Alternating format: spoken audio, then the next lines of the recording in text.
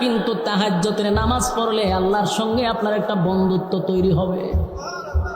5 ওয়াক্ত নামাজ দিয়া জাহান্নাম থেকে বাঁচা যাবে রে, কিন্তু আল্লাহর সঙ্গে বন্ধুত্ব হয় না। আল্লাহর সঙ্গে বন্ধুত্ব করতে হলে তাহাজ্জুদের নামাজে দাঁড়াইতে হবে।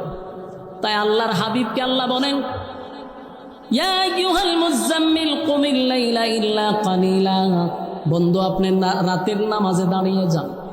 আমার নবী তাহাজ্জুদের নামাজ পড়ছে, শুধু তাই নয় সাহাবায়ে কেরামরা তাহাজ্জুদের নামাজ পড়ছে। সাহাবায়ে কেরামদের মধ্যে প্রতিযোগিতা,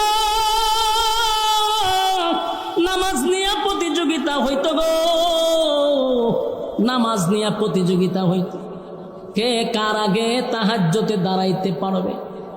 খলিফাতুল মুসলিমিন হযরত ওমর